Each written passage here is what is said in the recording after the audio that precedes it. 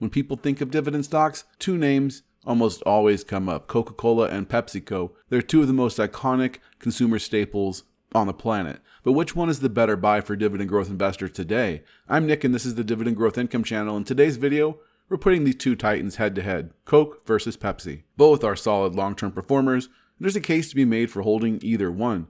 But let's break down the differences and see which might be a better fit right now for value-minded dividend growth investors. Coca-Cola is one of the most recognized brands in the world. It's a pure play beverage company owning everything from Coke and Sprite to Minute Maid and Smart Water.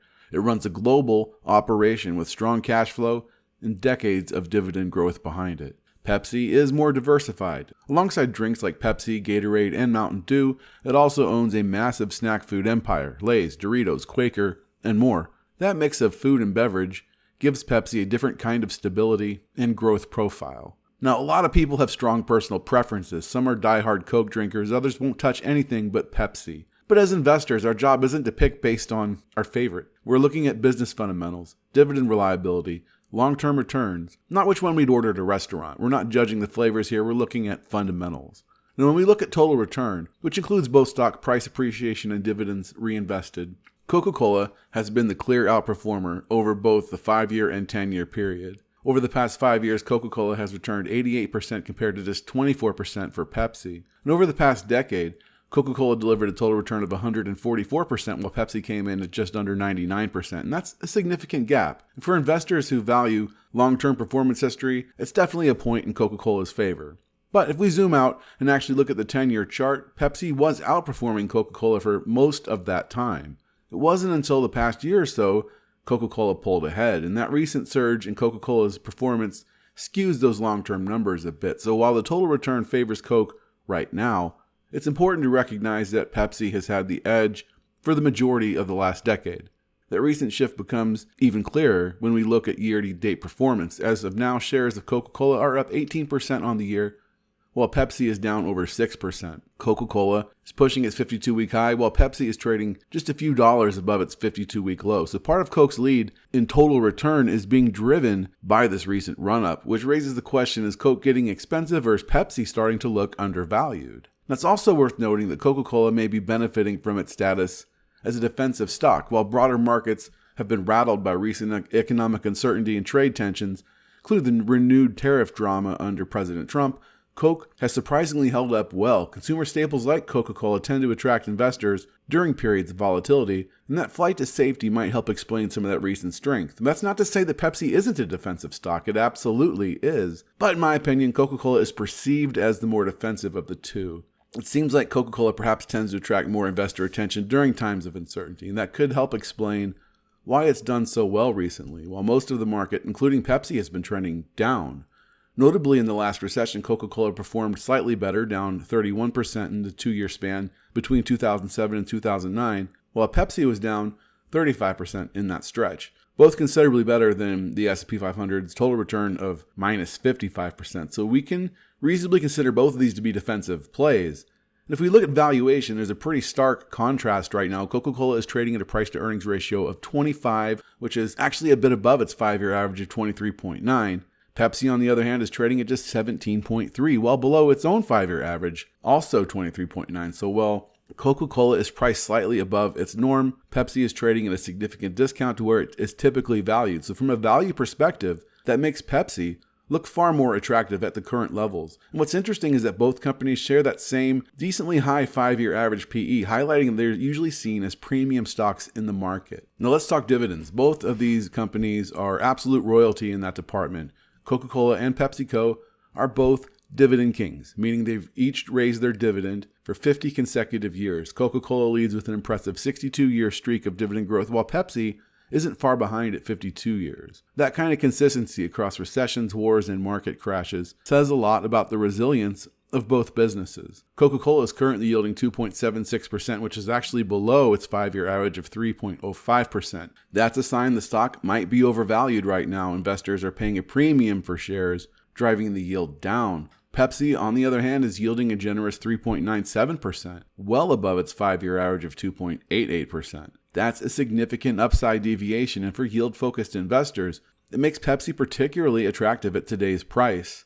Coca-Cola's dividend is considered safe, according to Simply Safe Dividends, with a solid score of 80, unlikely to face a cut anytime soon. And looking at the numbers, Coke pays out 69% of its forward earnings as dividends, which is within a reasonable range for stable consumer staple stock.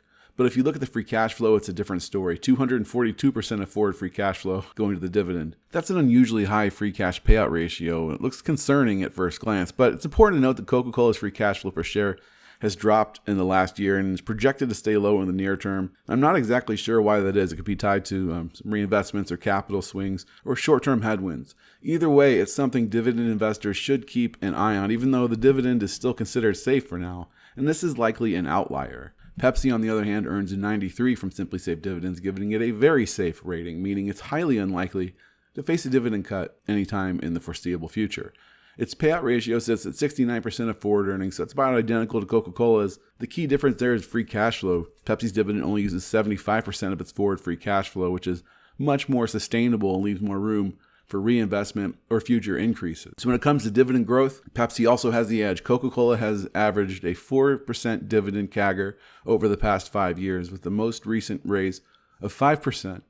Respectable for a mature company, but fairly modest. Pepsi, meanwhile, has delivered a 7% dividend CAGR over the same period, also raising its dividend by 5% most recently. So not only is Pepsi offering a little more income right now, it's also growing its payout faster. And when you zoom out to look at revenue growth, the story continues. Coca-Cola's revenue dropped from $44.3 billion in 2015 to $33 billion in 2020.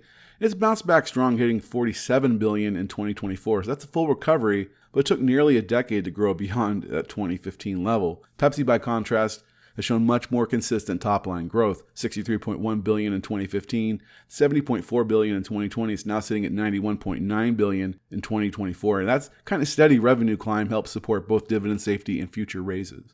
Now let's look at the balance sheets and capital efficiency. Both companies carry a similar amount of debt relative to earnings. Coca-Cola's net debt to EBITDA is 1.95, while Pepsi's is 1.96. Pretty even there. When you look at net debt to capital, Pepsi is a bit more leveraged at 68% versus Coca-Cola's 55%.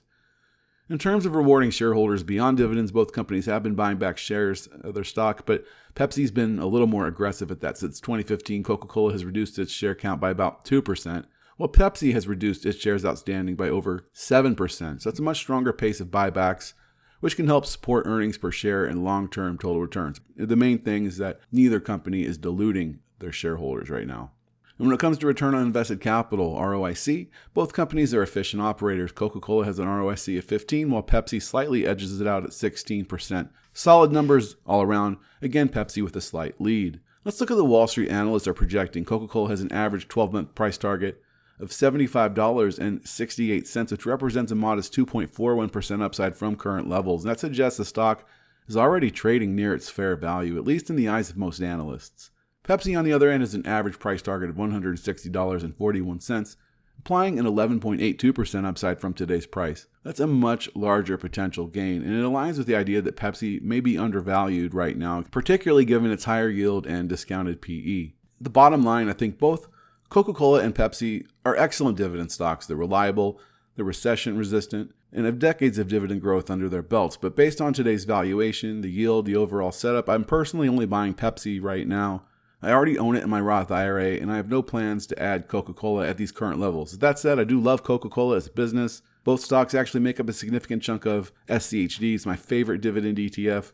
They're both in the top 10 holdings there, so if you want exposure to both without having to pick a winner, I think SCHD makes a solid way to do just that. And owning both Coca-Cola and Pepsi individually, honestly, I think that's a solid long-term strategy as well. But if I'm looking for new capital to put to work today, I would have better opportunities before adding to Coca-Cola. And Pepsi, to me, just offers more value right now. If you found this video helpful, don't forget to like and subscribe. It really does help a channel and lets me bring you more deep dives like this one. And if you want to see a breakdown of another classic blue chip I've been buying recently, check out my latest video on Chevron, ticker CVX. I break down why it's one of the few energy stocks I'm confident holding for the long haul. Until next time, keep investing.